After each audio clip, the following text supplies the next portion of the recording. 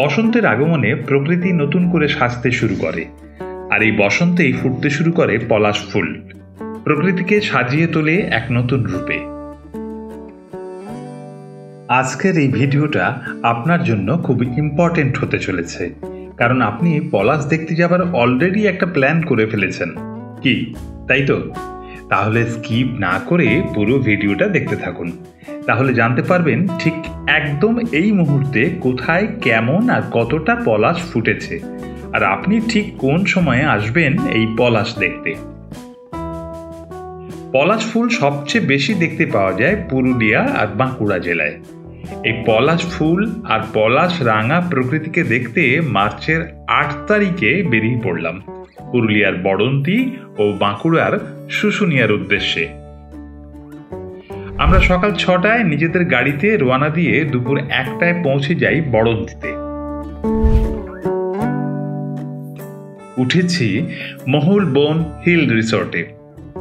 এই ভিডিওতে মহুলবন hill resort নিয়ে ডিটেলস কিছু বলছি না। এই রিসোর্ট নিয়ে আরেকটা ছোট্ট ভিডিও করব, ওই ভিডিওতে ডিটেলস সবকিছু জানিয়ে দেব, নাহলে এই ভিডিওটা বেশ বড় হয়ে যাবে। রিসোর্টে পৌঁছে স্নান করে ফ্রেশ হয়ে তারপর লাঞ্চ করে বেরিয়ে পড়লাম পলাশ ফুলের সন্ধানে। মহুলবন হিল রিসোর্ট থেকে 4 কিলোমিটার দূরে রয়েছে ভেটি রাঙাদি গ্রাম, যাকে ভেটি পলাশ গ্রামও বলা হয়। এই ভেটি পলাশ গ্রাম যেতে যেতে রাস্তার দুপাশে পলাশ ফুল যেন রাস্তার শোভা আরো বাড়িয়ে দিয়েছে। এসে পৌঁছলাম ভেটি রাঙাদি গ্রামে। তার আগে দেখে নিন টপ ভিউ থেকে ভেটি পলাশ গ্রামকে দেখতে কেমন লাগে।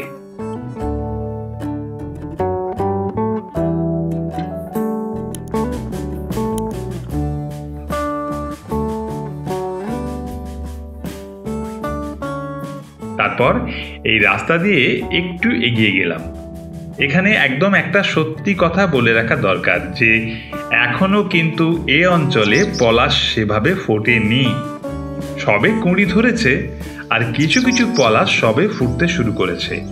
শুধু অনুমান করা যায় যখন সব পলাশ ফুল একসঙ্গে ফুটবে তখন কি সুন্দর রূপ হবে এই ভেটি পলাশ গ্রামের। পরের দিন সানরাইজের ঠিক আগে চলে এলাম বড়ন্তি লেকের পাড়ে। মহুলবন হিল রিসোর্ট থেকে বড়ন্তি লেক 3-4 মিনিট পায়ে হাঁটা দূরত্ব। বড়ন্তি লেক থেকে সানরাইজও খুব সুন্দর দেখা যায়। সানরাইজ দেখে লেকের পাড় বরাবর রাস্তা দিয়ে হাঁটতে হাঁটতে এগিয়ে চললাম।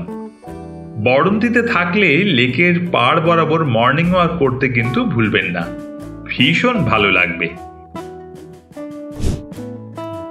লেক ক্রস করে একটু এগোতেই প্রচুর পলাশ গাছ চোখে পড়ল, কিন্তু না, গাছে এখনো ফুল ফোটেনি।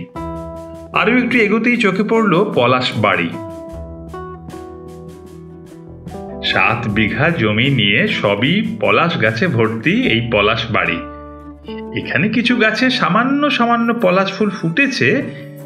এখানে যখন সব গাছে পলাশ ফুটবে তখন আর কোথাও যাওয়ার দরকার পড়বেই না। এবছর এখনো ঠান্ডাটা রয়েছে, তাই এখনো অনেক পলাশ গাছের পাতাও ঝরেনি, তাই পলাশ ফুলের কুঁড়ি আসেনি। মার্চের শেষে বা এপ্রিলে প্রথমে আসলে ভালো পলাশ ফুল পাওয়া যাবে, এটা আশা করাই যায়। এই পলাশ বাড়ির রুম রেন্ট ও কন্ট্যাক্ট নাম্বার ডেসক্রিপশনে দিয়ে দিলাম।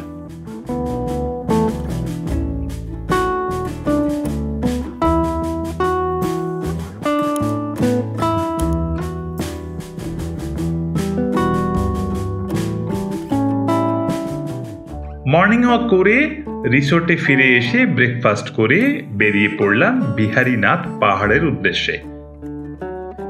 বিহারীনাথ পাহাড়ের পাশে প্রচুর পলাশ গাছ আছে, কিন্তু এবার এখনো কোনো পলাশ ফুল ফোটেনি। ঝাঁটি পাহাড়ি ও বিহারীনাথ নিয়ে আমাদের আগের একটা ভিডিওর লিংক দিয়ে দিলাম, ইচ্ছে হলে একবার দেখে নিতে পারেন।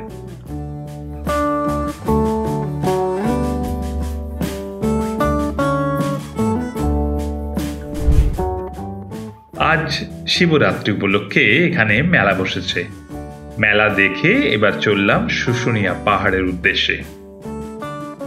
শুশুনিয়াতে আমরা উঠেছি ইউথ হোস্টেলে। শুশুনিয়া ইউথ হোস্টেল নিয়ে আরেকটা ছোট্ট ভিডিও পোস্ট করব, তখন সব কিছু ডিটেলসে জানিয়ে দেব। ইউথ হোস্টেলে উঠে স্নান করে ফ্রেশ হয়ে তারপর লাঞ্চ করতে চলে এলাম শুশুনিয়া বাজারে অবস্থিত রায় হোটেলে। এখানে একটা কথা বলে রাখা দরকার যে শুশুনিয়া ইউথ হোস্টেলে কোনো খাবারের ব্যবস্থা নেই। তারপর চললাম শুশুনিয়া পাহাড়ের উদ্দেশ্যে।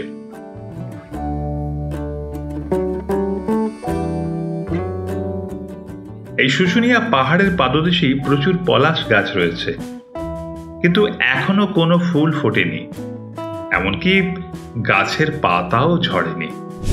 এরপর চললাম শুশুনিয়া পাহাড়ের গায়ে রাজা চন্দ্রবর্মনের এক প্রাচীন শিলালিপি আছে, সেটা দেখতে।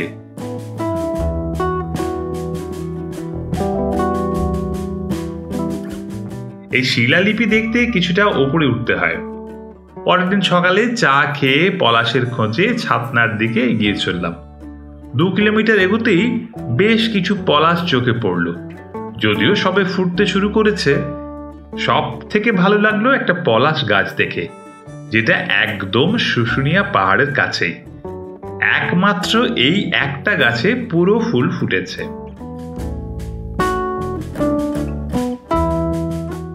সবশেষে বলবো, যারা এবছর পলাশ ফুল আর পলাশ রাঙা প্রকৃতিকে দেখতে চান, তারা মার্চের শেষে বা এপ্রিলের প্রথমে চলে আসুন পুরুলিয়া বা বাঁকুড়াতে। আশা করছি নিরাশ হবেন না। যদি আরো কিছু জানতে চান তবে কমেন্ট করে জানান, আমরা অবশ্যই উত্তর দেব। তাহলে পলাশ রাঙা শুভেচ্ছা জানিয়ে আজকে বিদায় নিলাম। ভালো থাকবেন। নমস্কার।